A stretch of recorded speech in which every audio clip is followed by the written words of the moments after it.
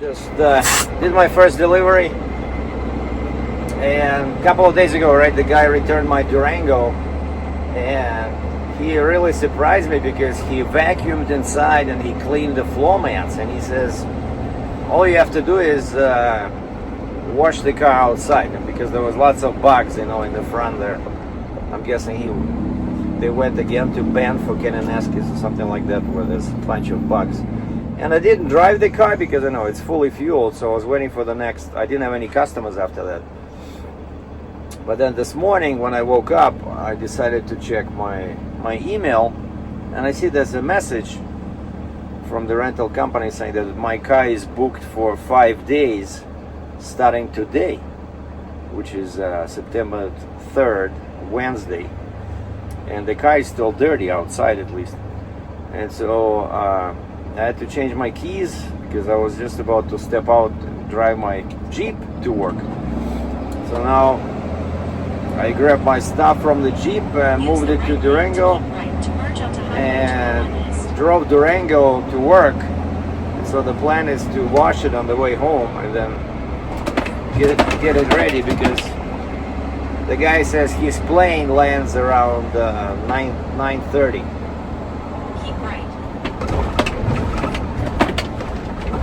So, what the heck?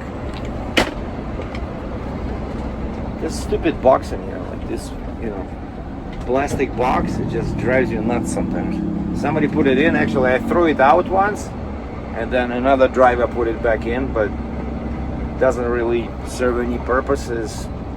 But you can put, you can put your backpack on it, right? You can put some documents in there, but sometimes it rattles like crazy. But anyway, so I drove the Durango to work, and it seemed to me like it was pulling to the right a little bit. Like everything was fine last time when I gave the car to the guy. Maybe it was just the road, so I gotta do more testing.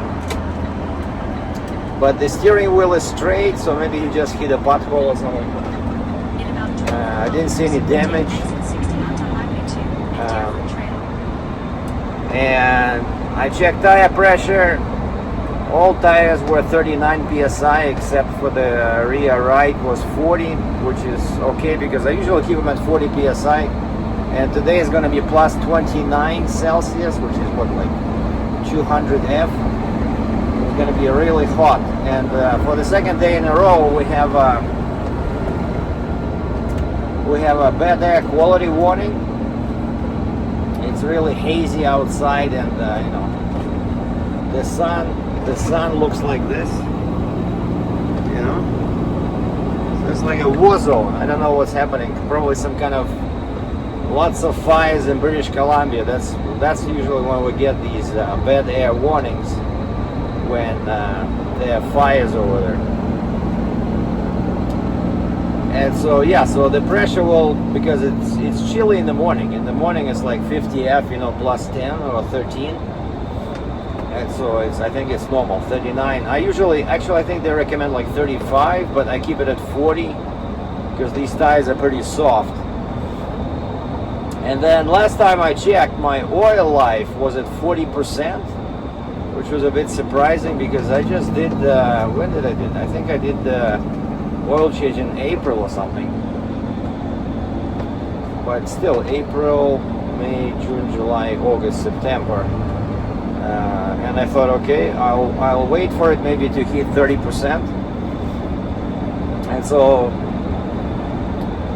this morning I checked, it says 4%, 4, not 40 anymore, not 30, not 20, 4%. And this guy rented the car for 5 days, so I'm pretty sure that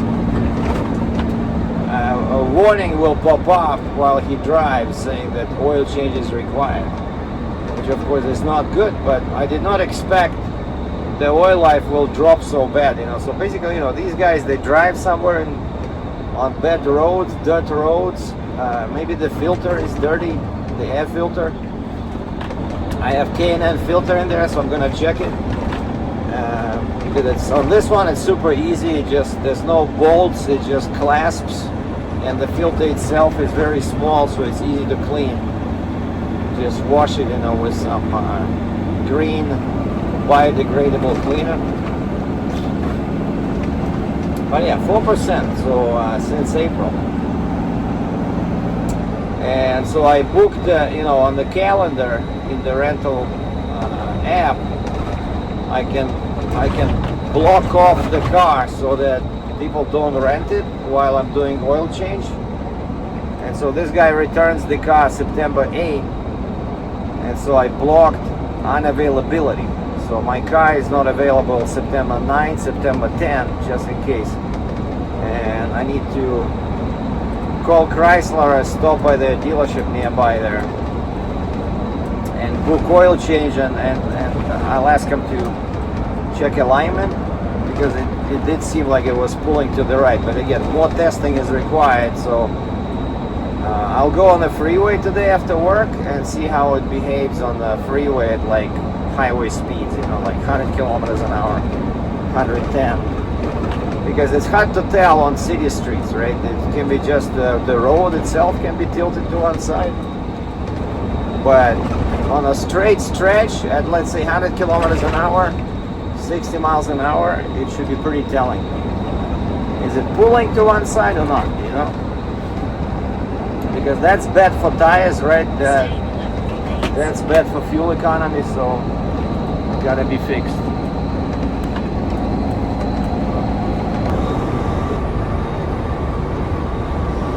So my first load was a zero-turn scissor lift.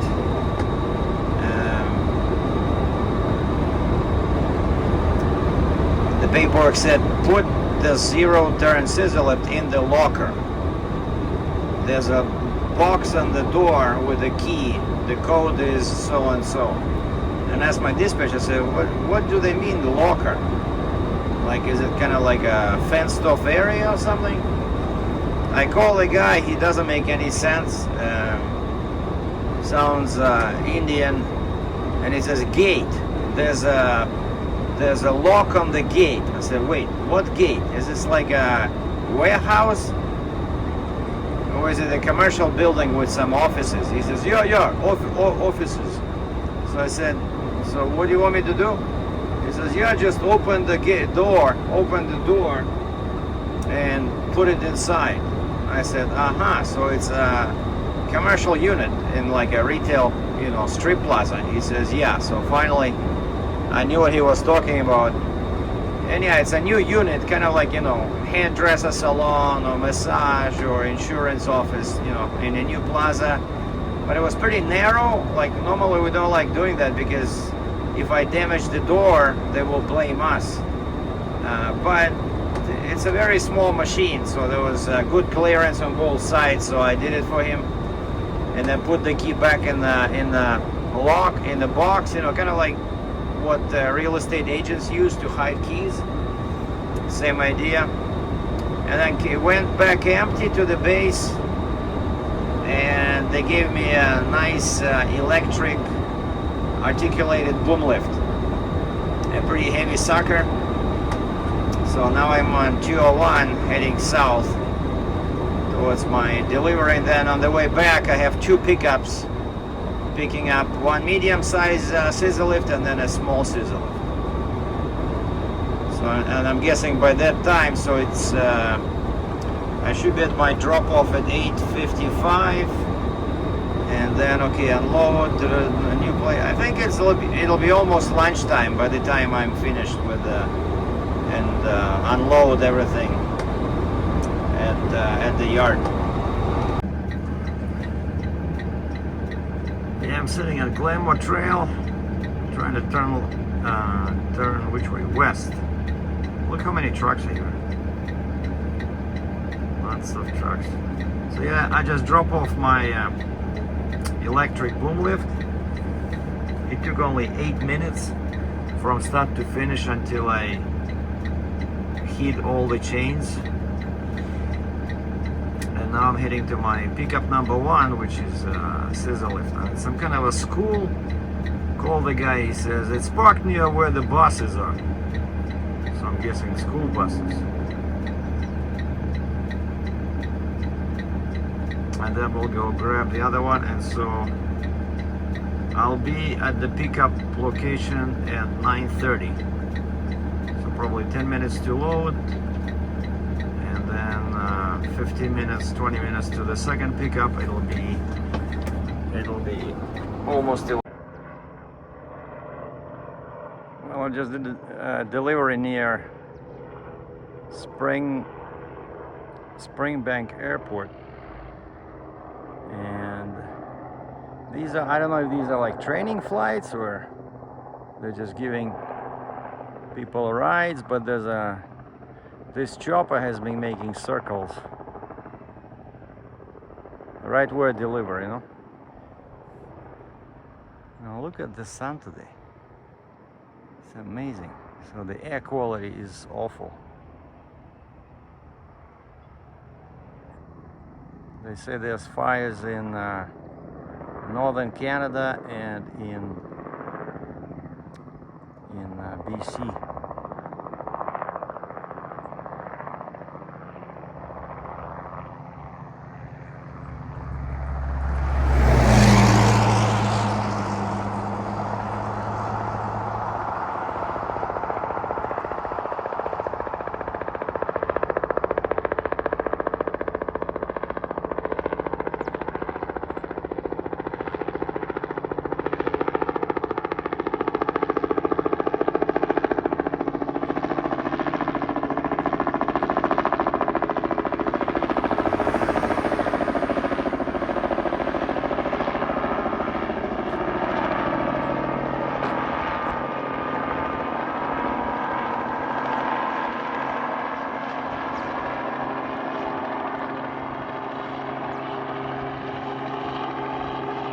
And it's landing over there, and then it takes off. 2 minutes later it takes off again. I'm pretty sure it's probably some rides or something.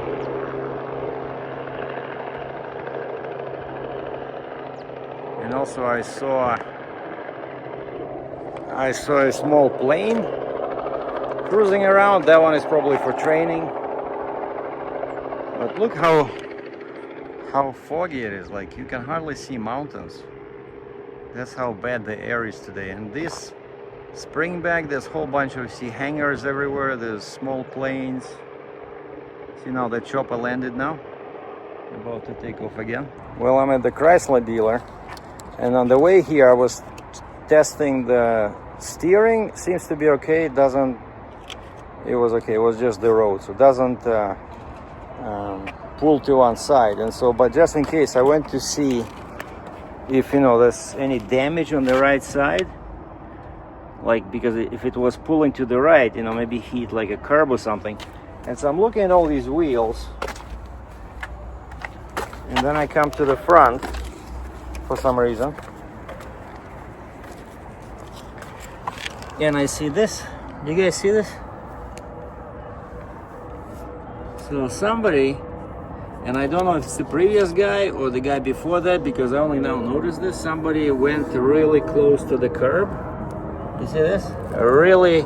So they did a whole rotation.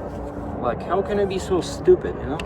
Like, basically, people have no respect for rental equipment. And here it's even worse. So here, this whole area, see? And here. So 6 months old vehicle. That's what happens when you rent your car hoping to make the big bucks. Well, at least nobody damaged so far, but I mean, I think we're getting there. So from now on I'll be paying closer attention, because, you know, I was just snapping pictures, you know, when I have to do them before I give them the car. I was just snapping, not paying too much attention. Well, unless I see some really major, you know, major damage. But I was checking mostly panels, windows, mirrors, you know, and I didn't look too closely at the wheels. And especially since they're this color, it's not easy to notice quickly, you know. Like, you just look at it, it's kind of like not white, right? It just slightly. And you see here, also hit the curb, all these marks here. All right, anyway, so the appointment for oil change is booked, so now I have to go to the Coin car wash and get rid of this. Like, we don't have this over here. It's when they drive in the woods, you know? That's what happens.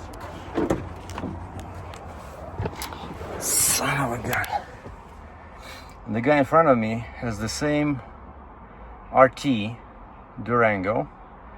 And somewhere he found, you know how they put 392? So this guy found 345. So on the front, he put like a big number, 5.7 liter in the middle of the radiator. And on the back, he put 345. Yeah, you see over there? Custom 345. And I remember when I did something similar with when I had the Dodge Charger. Remember that gray Dodge Charger? And it had no signs that it has a V8, right? And so I found very cute V8 signs, and then 5.7, and I put them on the sides, on the fenders, and they look like, you know, factory made. And then the very same week, I think somebody tried to break into my car, you know? Before, when I didn't say V8 or 5.7, nobody paid too much attention. It's a gray vehicle. Probably people thought it was police or something. But as soon as I put in those signs, and I was tipsy, so I left my fancy $600 leather jacket, like a real German aviator leather jacket, in the back. And on that Charger, the windows were not tinted, so you can clearly see, especially since I left the car under the light post thinking that it would be safe. But all it did was attract attention because people could clearly see what's inside, you know. This one, actually, I don't think that this one is, no, this one is a bit tinted, but my Jeep is great because you cannot see anything in the back, like from outside. And by law, you can only tint the rear windows. You're not supposed to tint the front or the passenger and driver side, like the windshield or the front windows. So anyway, so yeah, the oil change is booked. So now I'm at like 4%. But what am I supposed to do? The guy is coming to pick up the car today at 9 o'clock, or 9:30 rather. And so now I just want to wash it. And the other guy said he vacuumed it, but I still see, well, I still have to, actually the floor mats look good, but I want to wipe it off. When I go home, I'm going to grab that, now I use that green spray because it's cheaper, and just wipe everything off and take pictures. And this guy, I already sent him twice a reminder. I need a picture of his driver's license. He says he's flying, he's somewhere on the plane. I have no idea where he's coming from, but man, I feel so not happy about the wheels, you know. Oh, and I asked these guys over here at Chrysler, I said, do you guys fix this? Because I watched some videos on YouTube and it doesn't seem very easy because you have to use sandpaper, then the primer, some kind of filler. Basically, you have to repaint the wheels in that spot, you know. And this guy said what they do is they send them out. They take the wheels and they send them out for repair for this, like to some specific company that specializes in this. And he says, I said, how much would it cost? He says, oh, $100, $200 for a couple of scratches. You know, maybe I could do it myself. So, or maybe there's a cheaper company here, like a local company that can do this. You know, so basically, yeah, I'll have 2 days. You know, what you do with this rental thing, it's we have a calendar inside the app there. And if you don't want people to rent your vehicle, you can just block those dates as unavailable. And what I did is this guy is returning the car on Monday, September 8th.